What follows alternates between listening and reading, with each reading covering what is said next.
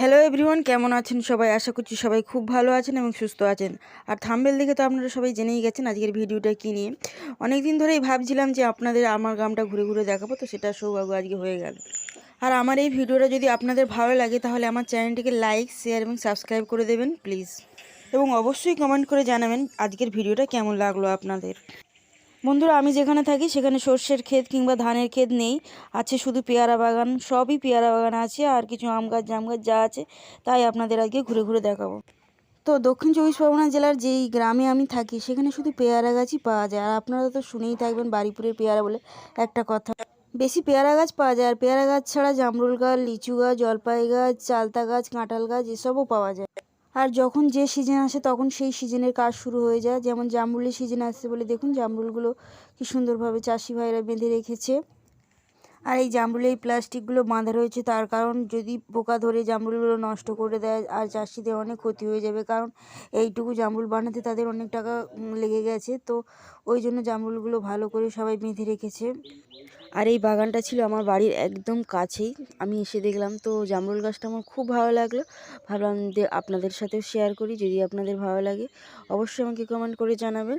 আমি আপনাদের কমেন্ট দেখবো এবং উত্তর করবো। তো বন্ধুরা, প্রথমে আমি আমার বাড়ির কাছে একদম খুব কাছে যে জায়গাগুলো সেই জায়গাগুলো দেখিয়ে দিচ্ছি কোথায় কি ফসল টসল হয়ে রয়েছে। তারপরে একটু দূরে দূরে নিয়ে যাব আপনাদের। আর এটা হচ্ছে আমাদের গ্রামের রাস্তা, আমি আপনাদেরকে দেখিয়ে দিচ্ছি।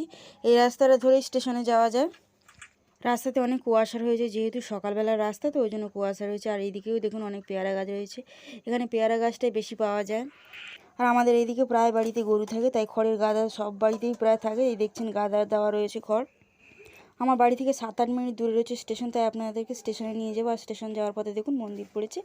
এটা হচ্ছে বাবা মানিকপীরের মন্দির। আর এখানে খুব ভালোভাবে পূজা হয়, বছরে একবার তো খুব মেলা হয় এখানে। এবার ধীরে ধীরে গুটি গুটি পায়ে স্টেশনের দিকে চলে যাব। দেখতে পাচ্ছেন কত সুন্দর রাস্তা, আর কত সুন্দর পাশে গাছগুলোও দেখতে পাচ্ছেন। সকালের রাস্তা ছিল, রাস্তায় কেউ লোক ছিল না, আমি একাই ছিলাম। সকালবেলায় এটা তুলেছিলাম ছবিটা, আপনাদের সাথে শেয়ার করছি। ফাইনালি আমি স্টেশনে এসে গেছি, দেখতেই পাচ্ছেন স্টেশন দেখা যাচ্ছে। আর এই স্টেশনে বেশি লোকজনও চলাফেরা করে না। আর এই স্টেশনটাতে সবসময় ট্রেন দাঁড়ায়ও না, ট্রেন আসেও না। দুটো প্ল্যাটফর্ম ছিল না, আগে একটাই প্ল্যাটফর্ম ছিল। 6-7 বছর হচ্ছে দুটো প্ল্যাটফর্ম হয়েছে। তো বন্ধুরা, দেখতেই পাচ্ছেন আমাদের স্টেশনটা কত সুন্দর, দেখুন কি সুন্দর রয়েছে চারপাশটা। আর ফাঁকা ফাঁকা স্টেশন তো সকালবেলা খুব ভালো লাগছে। এমনিতেও এখানে লোকজন বেশি আসে না, ট্রেন চলাচল করে না।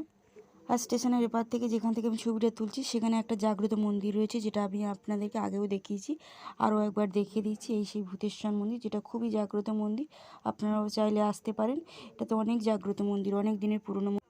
আর স্টেশন থেকে একটু দূরেই ছিল গঙ্গা, যেটা বলে আদি গঙ্গা, যেখান থেকে আমাদের জল নিয়ে এসে ঠাকুর পূজা হয়। আর যেখানে আমাদের সমস্ত ঠাকুর, যেমন দুর্গা ঠাকুর, কালী ঠাকুর বিসর্জন দেওয়া হয় সব সময়।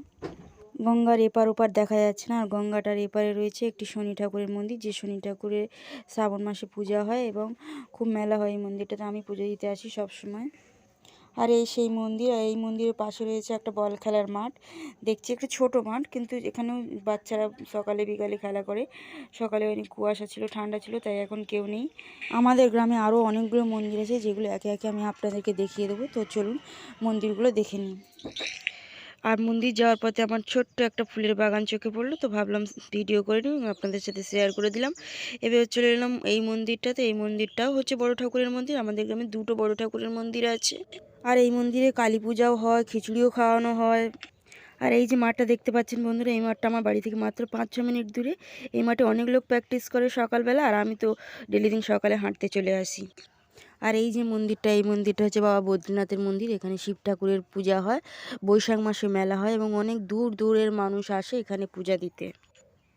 আমি এখন নতুন নতুন ভিডিও করছি, হয়তো ভালোভাবে ভিডিও বানাতে পারছি না। তো আপনারা আমাকে সাপোর্ট করবেন, আমার পাশে থাকবেন।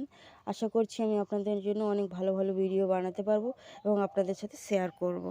আজকের এই ভিডিওটা এই পর্যন্তই রাখলাম, আর বেশি বাড়াচ্ছি না। দেখা হচ্ছে নেক্সট ভিডিওতে। ততক্ষণ ভালো থাকবেন, সুস্থ থাকবেন, সাবধানে থাকবেন, নিজের খেয়াল রাখবেন এবং কাছের মানুষদেরও দেখে রাখবেন, ওটা আমাদের দায়িত্ব হয়। তো thank you so much, tata, bye by.